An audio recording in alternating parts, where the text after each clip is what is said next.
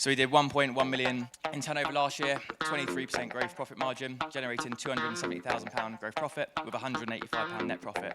And I can't stress you enough that you need this in your business, because without this, we would never be able to do this. So yeah, cash flow really is king.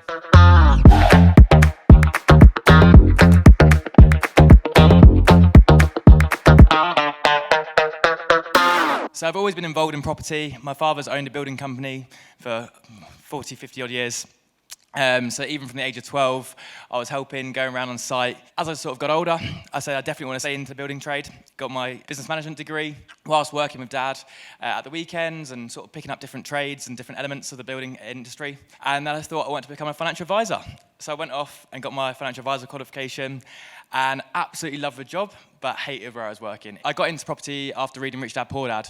I literally quit my financial advising job. I went back to the building industry and thinking there's more to life than this. Read the book, went to my first event, and that led me on to the Mastermind training program. So I went to my first PIN event and, yeah, never really looked back. Our strategy is utilising our own building company, SJC Building Services. We then buy the assets in SJC Property Developments, and we use the BRR model. So the challenges, age definitely was against me when I first started. Going to estate agents, telling them I want to buy properties in Cambridgeshire, they were like, absolutely not, who do you think you are? Being in Cambridge, it's quite an affluent area, so you do need quite a lot of capital to start off with. So financing deals, I was very fortunate my parents trusted me. Can't believe I did that, but there you go. And they managed to release some equity from our house, get us started.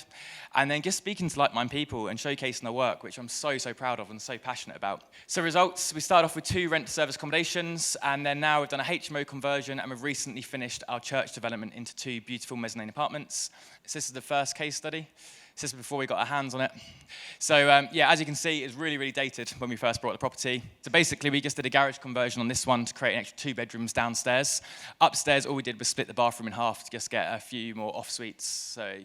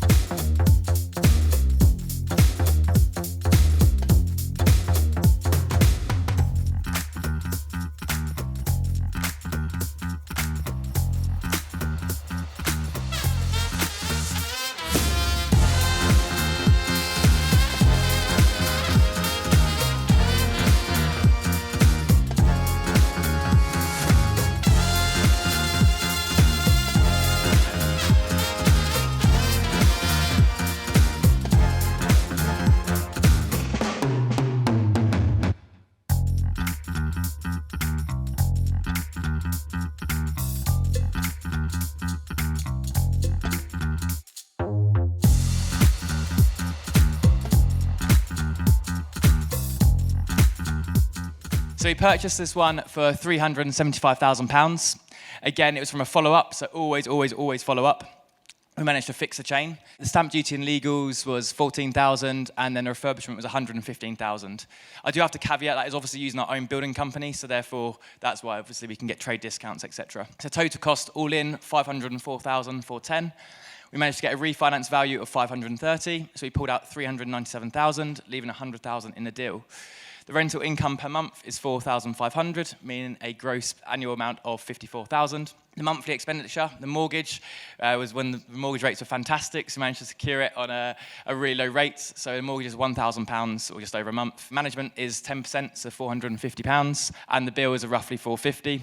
So yeah, total expenditure £1,924. Meaning the monthly cash flow is £2,576. The annual cash flow is just over 30 grand a year. So the ROI on that one is 34.5%, which is absolutely amazing. So how many of them deals do you need before you're completely financially free, which enables you to get your time back to go on to do more things in property? So this was the second property. It was actually the first one we purchased. So this was the church. It was actually an old United Reformed church. So as you can see from the front, it didn't really look like a church, but inside it did. It needed a lot of work doing to it. It had that old, smelly sort of school hall vibe to it when we brought it.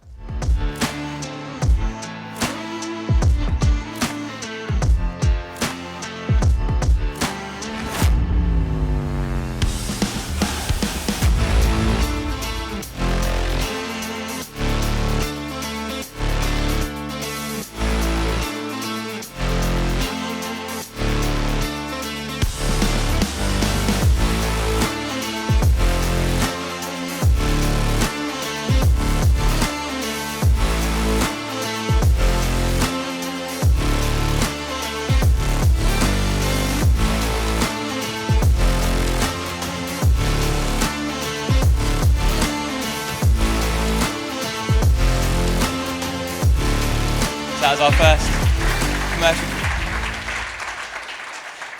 So as well with that, we used all SaaS funding. So we didn't actually buy it in a SaaS because we knew we were going to turn it into residential, but we used all SaaS funding for that. So the figures on this one, we purchased it at 218,000. So $7,000 for the legals and stamp, and then we went way over budget on the refurbishment. Just because of when we were doing the development, it was when all the increase in materials were going up at literally roughly a third. So we spent 333,000 on it. The total cost all in was 558,000. We managed to get a GDV of 720,000. So yeah, managed to pull out 468k. We originally were going to go for the full 75%, but just because the interest rates had gone up, it just made it not really viable, which would have made it roughly thereabouts a no money down deal. But rental income, we've got one side as a buy-to-let and one side as an SA, and it's bringing in about £4,500 a month at the moment, which is brilliant, and we're getting an average of sort of 85% occupancy levels throughout the winter period, so hopefully throughout the summer we can keep it at occupancy level, but increase the rental nightly stay. So the mortgage on it is £2,000. Again, sorry, I was going to say management, £700, and the bills are £600. It's total expenditure, £3,200, meaning monthly cash flow of £1,200, annual cash flow of £14,360, with an ROI of 6.2%, which is slightly on the low side, where we'd liked it to be, but obviously in terms of profit, we actually made roughly, it was 160,000 on this deal in about 15 months. So that was a really good deal. So here's some top tips. Plan. Honestly, I cannot express this enough. Sit down and just utilize the space in your properties. I really recommend doing that. Storage, maximize the space. Can you get storage cupboards, especially if you're doing HMOs, underneath the staircases? Can you get it in the walls at all? Can you do any bespoke stuff? Go with a theme. Don't be boring, stand out from the crowd, and honestly, it will increase your rental values. So I'd say the bolder the better. Be conservative with figures and have contingencies in place. As I expressed, we went way over budget on the church, even with our own building company, just because of how much materials went up and increased within that period of time frame. Allow ample time. If you're going for planning or doing PD, you may potentially hit snags, so definitely. If you think it's going to take you 12 months, it might take you 15, so allow 3 months. If you think it's going to take you 18 months, allow 24. Allow them expectations to be met. Again, that comes down to clear communication with your investors and your tradesmen. Making sure that your investors know the timescale you're working to, keeping them up to date on WhatsApp, and then with your tradesmen, making sure they've got a clear pathway so they know exactly what they're doing. And the better you can get information down on paper, the more easy it's going to be for them to follow and to make sure your dreams come true. Mango Utilities. I don't know if anyone's heard of them, but for our HMOs, it really is passive. You basically set them up with them once, and then every single year renew to the best policy that's out there. So their sister company was Look After My Bills, that was on Dragon's Den, and then this is the business side of it. So Look After My Bills is for your personal homes, which again, I'd really recommend for your personal. So overall results, this is for SJC Property Development. So we now have a £1.2 million portfolio, £108,000 turnover, profit per month, £3,744. with an annual yearly profit of 45,288, which, yeah, is absolutely brilliant, but this is what I can't stress enough, and this is what Valter's teaching us, because I've definitely done it backwards, and this here is you need a cash flow business. So we run roughly 5 residential projects compared to one of our own, and hopefully we can flip that round sort of going forward this year. So we did 1.1 million in turnover last year, 23% growth profit margin, generating £270,000 growth profit, with £185 net profit. And I can't stress you enough that you need this in your business, because without this, we would never be able to do this. So yeah, cash flow really is king. So what's next? We've currently got 3 HMOs going through legals, so hopefully we can get them all over the line sort of in the next 4 to 5 weeks. I'm going to make another 2 purchases later this summer, definitely a commercial one in there. And then we've recently just about to finish our development course, because we get asked all the time on the process and costings. So we want to help people give back to the PIN community, and obviously communities like this, where we can really make sure that you're nailing your project costs in your own projects, so you're not going over and they are making them fantastic deals. Great, Sam Carter, ladies and gentlemen. Sam, this is for you. Perfect. Stage 1 done. Sam has, so he has, first is his property, so his portfolio. He has a course now, second, and you have also a construction company.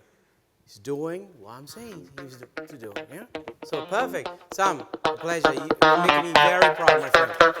Thank you, Sam Carter. I hope you enjoyed this video. If you would like to see more case study video, you can click here.